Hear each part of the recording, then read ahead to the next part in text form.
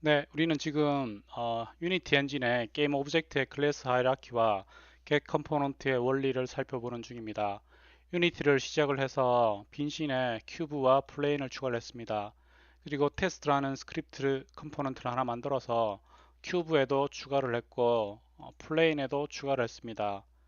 테스트 컴포넌트를 살펴보면 테스트 컴포넌트의 스타트 함수에서 메시 렌더러 컴포넌트를 얻어냅니다. 어, 멤버 중에 자기를 가지고 있는 게임 오브젝트를 가리키는 게임 오브젝트라는 멤버가 있습니다. 그곳에 겟 컴포넌트를 호출해서 컴포넌트를 얻어내고요. 메시 렌더러에 머티리얼 컬러를 접근을 해서 색을 빨간색으로 바꿉니다. 빌드에서 이상이 없고 유니티에 돌아와서 실행을 해보면 네, 이렇게 시작하자마자 박스와 플레인이 모두 빨간색으로 변하는 걸 알 수가 있습니다. 큐브에도 테스트 컴포넌트가 추가되어 있고 플레인에도 추가되어 있기 때문입니다. 이제 큐브에서 테스트 컴포넌트를 제거를 해보도록 하겠습니다. 다시 실행을 해보면 이제 큐브에는 테스트 코드가 적용되지 않고 플레인에만 테스트 컴포넌트의 코드가 적용되는 것을 알 수가 있습니다. 유니티 C# 프로젝트에서 테스트 컴포넌트의 베이스 클래스를 따라가 보도록 하겠습니다. 커서를 모노 비헤이비어에 위치시키고 펑션 키 12번을 누르면 모노 비헤이비어 클래스로 이동합니다. 모노 비헤이비어 클래스는 내부에 invoke, start coroutine, stop coroutine 같은 함수를 가지고 있습니다. 모노 비의 베이스 클래스는 behavior입니다. behavior에는 별다른 함수가 없고요. behavior의 베이스 클래스는 컴포넌트고 오브젝트를 제외하면 최상위 클래스가 되는 거죠. 컴포넌트 내부를 보면 게임 오브젝트를 가지고 있고요. 게임 오브젝트의 기본적인 컴포넌트를 얻어내는 것들은 이미 헬퍼 함수로 헬퍼의 아트리뷰트로 있고요. 다음에 브로드캐스트, get 컴포넌트, send 메시지 등이 정의된 것을 알 수가 있습니다. send 메시지의 파라미터를 보면 메서드 네임인데 이름으로 추측하건대 send 메시지는 아마 스트링으로 전달된 메서드를 호출하는 함수처럼 보입니다. 그리고 get 컴포넌트가 게임 오브젝트만 있는 것이 아니라 컴포넌트에도 있는 것을 알 수가 있죠. 그것은 헬퍼 함수로 편의를 위해서 있는 건데요. 실제로 컴포넌트를 얻어내기 위해서는 게임 오브젝트를 통하지 않고 바로 get 컴포넌트를 호출해도 자기를 포함한 게임 오브젝트에 컴포넌트를 접근하는 게 가능합니다. 게임 오브젝트 있는 것에 대한 이제 헬퍼 함수로 래퍼해서 구현을 해놨겠죠. 그래서 유닛에서 실행을 해보면 똑같이 동작하는 것을 알 수가 있습니다. 하지만 원래 구조상에서는 이 테스트는 컴포넌트이기 때문에요. get 컴포넌트를 바로 호출하는 것보다는 게임 오브젝트를 통해서 호출하는 게 맞죠. 하지만 대부분의 유니티 프로그래머는 get 컴포넌트를 그냥 바로 호출하는 방법으로 사용을 하고 있습니다. 자, 이것을 똑같이 C# 프로젝트로 구현을 해보도록 하겠습니다. 이것은 별도로 구현된 Unity Understanding Unity Engine이라는 C# 프로젝트입니다. 지금 우리는 1번, 2번까지 구현을 했고요. 유니티와 비슷하게 컴포넌트를 베이스로 하는 게임 오브젝트 클래스를 구현을 해보도록 하겠습니다. 컴포넌트를 클래스로 정의를 했습니다. 내부에서 게임 오브젝트를 가지도록 했고요. 다음에 send 메시지가 있었기 때문에 send 메시지를 선언을 했고 함수는 아직 구현하지 않았습니다. 컴포넌트를 상속받은 모노 비헤비어를 구현했고요. 모노 비헤비어 내부에 있던 invoke, start coroutine 등이 있었는데 일단 invoke만 적어봤고요. start coroutine은 아직 적지도 않았습니다. 그 다음에 모노 비헤비어를 상속받은 박스 컬라이더, 모노 비헤비어를 상속받은 메시 렌더러가 있고요. 이렇게 정의가 됐었죠. 지금 이것을 두 개를 정의한 이유는 유니티의 큐브를 보면요. 큐브의 컴포넌트로 박스 컬라이더와 메시 렌더러가 있기 때문인데요. 그것을 비슷하게 흉내내 본 것입니다. 그 다음에 게임 오브젝트 내부에는 모든 컴포넌트들의 리스트를 관리를 합니다. 게임 오브젝트의 생성자에서는 리스트 컴포넌트 객체를 생성을 하고요. 디폴트로 만들어지는 컴포넌트들을 add 컴포넌트 함수 호출해서 박스 컬라이드와 메시 렌더러를 추가를 합니다. add 컴포넌트는 방금 추가한 함수입니다. 역시 제네릭 함수로 구현되어 있고요. t의 컨스트레인트로 컴포넌트의 타입이어야 되고 컴포넌트 서브 타입 원리를 만족하는 컴포넌트 베이스 타입이라 해야 되고요. 컴포넌트 1 타입이라 해야 되고요.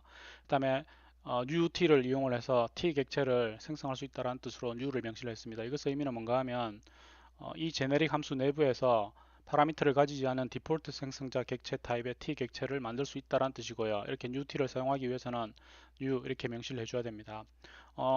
C++ 같으면 new는 메모리 할당을 위해서만 사용이 되는데요. C샵에서는 new가 여러 가지 용도로 사용이 됩니다. 그것을 확인하는 방법은 구글링을 통해서 확인하는데요. 제가 팁을 하나 알려드리면 어떤 정보를 익히게 되면 여러분 그 메모를 그 인터넷에서 획득한 메모를 나중에 참조해야 되잖아요. 그죠? 구글 킵을 사용하십시오. 그럼 되게 편합니다. 예를 들어서 구글 킵에 저는 그런 그 메모가 있을 때마다 이렇게 메모를 해놓고요. 나중에 필요하다고 판단되면 먼저 구글 킵에서 이렇게 검색을 해봅니다. 지금은 C#U로 검색을 하는 거죠. 그러면 구글 킵에 저의 검색 결과가 나옵니다. 보면 C# where, C# new constraint 이렇게 나오죠.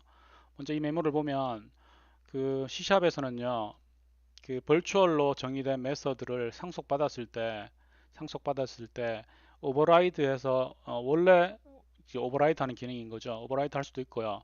그 다음에 이 메서드를 완전히 무시하고 새로 정의할 수 있습니다. 그때 new 키워드를 씁니다. 이때도 new를 쓰고요. 그 다음에 where에서 constraint로 씁니다. C샵의 new constraint를 보면 where t new라고 하면 이 제네릭 함수 내부에서 new t를 사용할 수 있다라는 뜻으로 이렇게 명시를 해줘야지 이것을 쓸 수가 있습니다. 왜냐하면 이렇게 명시를 해줘야지 t에 디폴트 생성자가 있는지 컴파일러가 확인을 하겠죠. 그래서 이걸 명시해 줬을 때만 컴파일러가 그것을 하기 때문에 이런 UT 문장을 쓰려면은요, new를 명시를 해줘야 되는 것입니다. 메모리 할당 위에도 여러 가지 용도로 사용이 되고 있습니다. 그리고 C샵의 where에 관한 걸 캡처해 둔 건데요. where는 제네릭 그 펑션이나 클래스에 컨스트레인트를 추가할 때 where를 적고요. where t 다음에는 struct, class, new, 그다음에 base class name, 그다음에 interface name, 그다음에 u 이런 것들을 적어서 그 제네릭 그 함수나 클래스에 사용되는 어떤 타입 t에서 제한 컨스트레인트를 줄 수가 있는 거죠. 네, 저렇게 여러분도 구글 킵을 이용해서 이렇게 정보를 관리하면 나중에 자기가 이렇게 참조를 할 때 되게 편하게 됩니다. 참조를 하시고요. 그래서 컴포넌트하고 new constraint를 명시를 했습니다. 그래서 add component 내부에서 하는 일은 t 타입의 객체 하나를 만들어서 property attribute 게임 오브젝트를 이 게임 오브젝트가 돼야 되니까요. 이 게임 오브젝트를 초기화를 하고요. this를 할당해서 초기화를 하고요. 그 다음에 컴포넌트를 add를 하는 거죠. 그리고 T 타입의 컴포넌트를 리턴합니다. 이렇게 이제 구현을 해봤고요. 그러니까 그 컴포넌트 컨테이너에 T 타입의 컴포넌트를 추가하는 게 add 컴포넌트입니다. 그리고 원래 이제 지난 비디오에서 get 컴포넌트는 모노 비헤이비어 내부에 구현되어 있었는데 실제로는요 게임 오브젝트에 구현되어 있겠죠.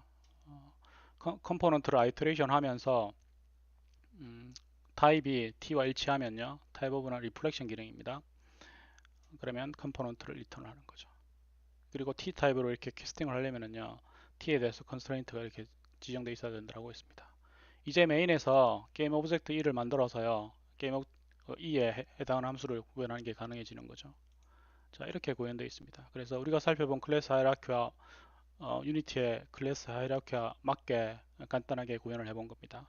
자, 그러면 유니티에서 테스트를 하나 만들어서요 테스트를 큐브 컴포넌트에 추가를 했습니다. 지금은 추가가 안 돼 있는데 안 돼서 적용이 안 되죠. 만약에 이 테스트를 큐브의 컴포넌트로 추가를 하잖아요. 그럼 어떤 일이 일어날까요? 그것을 비슷하게 구현을 해보면은요. 소스 코드를 복사를 해서 사용을 하도록 하겠습니다. 먼저 모노 BAB를 상속받는 컴포넌트 테스트를 하나 만들겠죠. 그래서 여러분이 우리가 이제 C샵 그 유니티 엔진에서 테스트 만들어서 이것을 컴포넌트로 추가하면 일어나는 일입니다. C샵 유니티 엔진이 내부에서 처리를 해주겠죠. 이렇게 클래스가 하나 정의될 거고요. 그리고 스타트와 업데이트가 있는데 업데이트에서는 게임 오브젝트의 겟 컴포넌트 호출해서 렌더러 컴포넌트로 얻어내고 겟 머티리얼 호출되는지 확인하려고 이렇게 했습니다. 돼 있고요. 그 다음에 C샵 내부에서 게임 오브젝트의 생성자에서요. 이렇게 테스트 컴포넌트를 추가하는 코드가 자동으로 추가가 되겠죠. 뭐 C샵 그 유니티 엔진 내부에서 하는 거기 때문에 이 부분은 우리가 볼 수는 없습니다. 실제로는 컴포넌트를 추가할 뿐만 아니고요. 이 게임 오브젝트를 이 씬그래프의 노드까지 추가하고 모든 것이 셋업된 상태까지를 생성자에서 합니다. 그러니까 우리가 생성자에서 뭔가 하려고 해서는 안 되고요. 이런 일들을 처리해야 되면 컴포넌트에 스타트해서 하도록 하십시오. 처음에 제가 이제 유니티를 처음 배우려고 했을 때 이 부분이 되게 좀 당황스러웠습니다. 생성자에서는 뭔가를 안 합니다. 생성자에서 뭔가 하려고 하지 마시고요. 그 다음에 또 당황스러웠던 부분이 벌초월 함수가 없다는 겁니다. 보통 이제 C++ 이런 이제 프레임워크를 구현을 하면 인터페이스들을 가상함수로 만들어서 그, 그 베이스 클래스 포인트를 통해서 만들어진 실제 그 클래스 타입의 객체 인터페이스를 호출하도록 구현을 해줘야 되거든요. 근데 유니티는 그게 없어서 왜 업데이트가 가상함수가 아니지 이렇게 놀랐던 기억이 납니다. 네, 지금까지 그래서 우리는 테스트 컴포넌트를 추가하고 테스트 컴포넌트가 추가됐을 때 유니티가 자체적으로 게임 오브젝트에 이렇게 컴포넌트를 추가하는 코드가 자동으로 추가된다는 것을 살펴봤습니다. 네, 유니티에서 유니티 프로젝트를 열어보면요. 그 일은 이미 일어났고 지금 우리가 볼 수 있는 코드는요. 우리가 추가한 컴포넌트 코드뿐인 거죠. 유니티에서 다시 실행을 해보면 테스트 컴포넌트가 적용이 되어서 모든 게임 오브젝트가 테스트 컴포넌트의 코드에 영향을 받는 것을 알 수가 있습니다. 자, 그 다음 의문은요. 우리가 컴포넌트에 보면 스타트와 업데이트 함수가 있습니다. 어, 게임 오브젝트가 씬에 배치가 되고 나서 게임을 실행하자마자 모든 컴포넌트에 스타트 함수가 한 번씩 호출됩니다. 초기화해줄 때, 스타트할 때, 씬을 스타트할 때 이게 호출이 되는 거죠. 그러면 모든 게임 오브젝트에 스타트 함수를 호출하도록 어떻게 구현할 수 있을까요? 예를 들면 이런 겁니다. 이 점 E에 있는 모든 컴포넌트에 스타트를 호출을 해주고 싶어요. 그때 쓰는 게 브로드캐스트 뭐 이렇게 구현을 해줄 수 있습니다. 자, 이것을 이해하려면은요, C++의 리플렉션 기능에 대해서 알아야 되는데요. 그것은 다음 영상에서 설명드리도록 하겠습니다.